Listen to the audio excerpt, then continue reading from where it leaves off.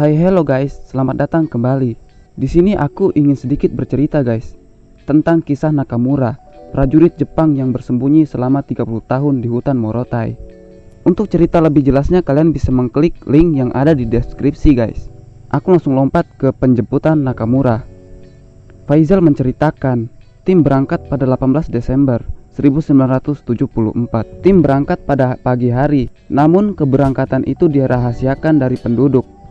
Tim berjalan dari pagi hingga petang, mulai dari pusat kota Pulau Morotai ke kawasan hutan di Desa Pilowo, tempat persembunyian Nakamura.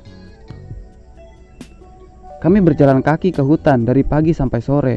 Malamnya kami mendirikan tenda dan tidur di hutan, kenang Faizal beberapa waktu lalu. Pada malam harinya, ada seorang anggota bernama Sersan Mayor Hans Anthony yang fasih berbahasa Jepang. Ia kemudian merancang skenario penangkapan Nakamura. Ia mengajarkan lagu Kimigayo, lagu kebangsaan Jepang, kepada seluruh tim. Tim penjemput pun menghafalkannya. Selain lagu itu, tim juga membawa foto Presiden Soeharto beserta bendera merah putih dan Perdana Menteri Jepang pada waktu itu, Kakuei Tanaka, beserta bendera matahari Jepang. Skenarionya adalah saat Nakamura muncul, maka tim penjemput menyanyikan lagu kebangsaan Jepang dan mengibarkan bendera Jepang dan merah putih serta menunjukkan foto Presiden Soeharto dan Perdana Menteri Kakuei Tanaka. Dan tiba pada esok harinya guys, tim penjemput kembali bergerak mencari Nakamura. Setelah beberapa saat berjalan, tim menemukan gubuk persembunyian Nakamura. Pada waktu ditemukan, Nakamura sedang tidak ada di tempat. Tim penjemput pun kemudian bersembunyi saat Nakamura kembali. Tim kemudian mengepung gubuk itu. Nakamura terkejut dan raut wajahnya terlihat sangat tegang dan berusaha masuk ke dalam gubuk. Sesuai skenario, tim menyanyikan lagu Kimigayo dan mengibarkan foto serta bendera. Mendengar itu, Nakamura langsung berdiri tegak dan dalam keadaan siap. Dan saat itulah Sersan Hans Anthony menyergap Nakamura. Tim kemudian menodongkan senjata ke arah Nakamura dan menyuruhnya angkat tangan. Pada saat itu juga Nakamura menyerah kepada pasukan TNI Angkatan Udara, kata Faizal. Sersan Mayor Hans Anthony kemudian berbicara kepada Nakamura dalam bahasa Jepang. Hans menginformasikan bahwa perang telah usai sejak 29 tahun lalu di Jepang. Sebagai negara yang dibela, Nakamura juga kalah dalam perang tersebut oleh sekutu. Hans juga menginformasikan bahwa Pulau Morotai saat ini adalah daerah merdeka dan bergabung dengan negara yang bernama Indonesia. Hans pun menunjukkan foto Presiden Soeharto sebagai kepala negara Indonesia saat itu guys. Tak lupa, Hans juga menunjukkan foto Perdana Menteri Jepang, Kakuei Tanaka, sebagai kepala pemerintahan Jepang. Faizal yang menyaksikan peristiwa itu menceritakan, kondisi Nakamura saat ditemukan hanya memakai baju yang terbuat dari karung goni. Tubuhnya tinggi besar dan terawat, kulitnya putih. Ia membantah cerita-cerita penduduk bahwa saat ditemukan rambut Nakamura gondrong dan acak-acakan. Menurutnya rambut Nakamura dipotong pendek. Tim kemudian masuk ke dalam gubuk Nakamura. Gubuk itu hanya seluas 2 x 2 meter, terbuat dari kayu dan beratap rumbia. Di dalam gubuk terdapat tumpukan kayu yang sudah melengkung. Kayu itu melengkung karena dijadikan tempat tidur Nakamura. Selain itu, berdasarkan cerita Serma Hans Anthony yang bisa berbicara dengan Nakamura dalam bahasa Jepang, Nakamura menggunakan itu untuk membakar dirinya sendiri jika suatu saat ia sudah tidak bisa berbuat apa-apa.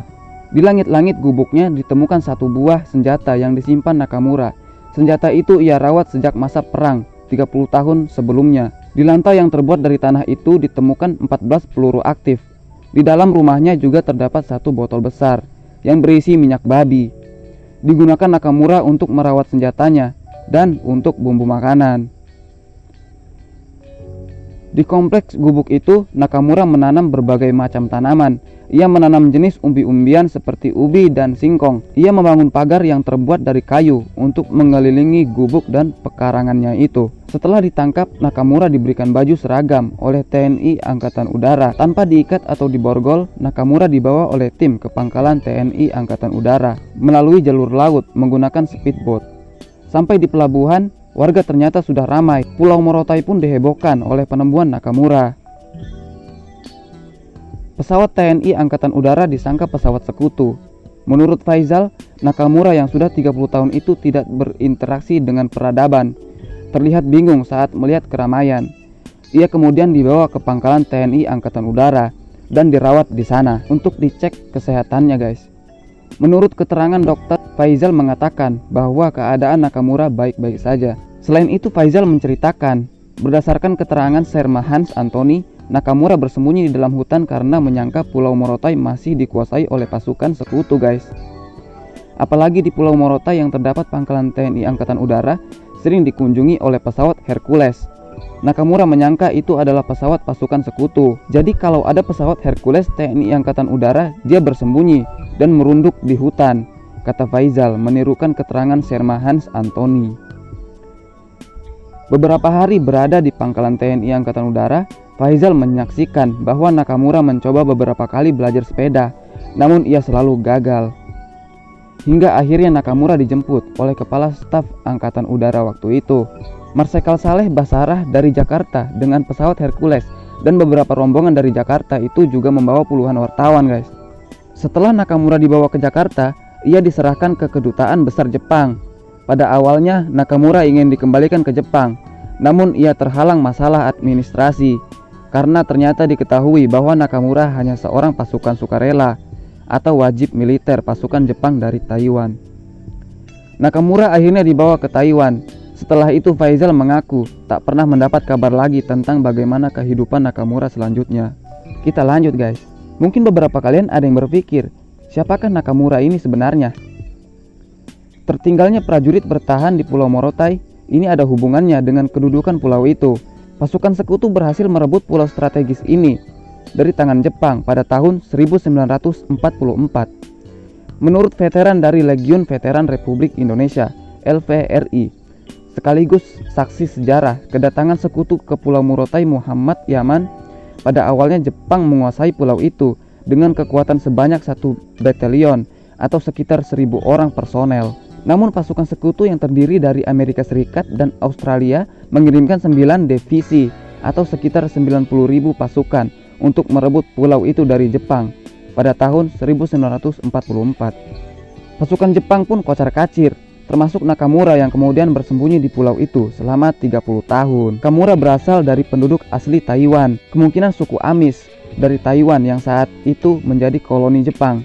Lahir pada tahun 1919, ia terkena wajib militer dan dimasukkan ke dalam sebuah unit sukarela Takasago dari Angkatan Darat Kekaisaran Jepang pada bulan November 1943. Ia ditempatkan di Pulau Morotai di Indonesia tak lama sebelum pulau tersebut ditaklukkan oleh sekutu pada bulan September 1944. Dalam pertempuran Morotai, ia dinyatakan tewas pada bulan Maret 1945. Setelah pulau itu direbut, kelihatannya Nakamura tinggal bersama sejumlah prajurit yang tidak mau menyerah di pulau tersebut hingga dekade 1950-an, walau juga beberapa kali hidup sendirian selama jangka waktu cukup lama. Pada tahun 1956, ia kelihatannya berkeputusan untuk tak mengikatkan diri lagi dengan para prajurit yang tak mau menyerah di pulau tersebut, dan mulai membangun sebuah kamp kecil miliknya sendiri yang terdiri dari sebuah pondok kecil di dalam ladang berpagar seluas 20 kali 30 meter. Ketika dinyatakan alasannya meninggalkan para prajurit yang lain, Nakamura mengklaim mereka mencoba membunuh dirinya. Tapi klaim ini disangkal oleh 3 prajurit lain dari kelompoknya yang telah ditemukan pada dekade 1950-an. Nakamura adalah prajurit Jepang Perang Dunia Kedua terakhir yang keluar dari persembunyiannya di berbagai negara. Pada umumnya prajurit Jepang yang bersembunyi itu tak mau menyerah oleh pihak sekutu. Sebelum Nakamura, ada prajurit Jepang veteran Perang Dunia Kedua yang bertahan, yakni Letnan Hiro Onoda yang bertahan sejak Desember 1944 hingga Maret 1974 di Pulau Lubang yang berada di negara Filipina. Oke guys, sekian dulu ulasan dari channel ini ya. Jangan lupa untuk men-share video ini jika kalian suka dengan videonya, dan like-nya juga guys. Oke? Dan tunggu video-video berikutnya. Oke guys, see you and bye-bye.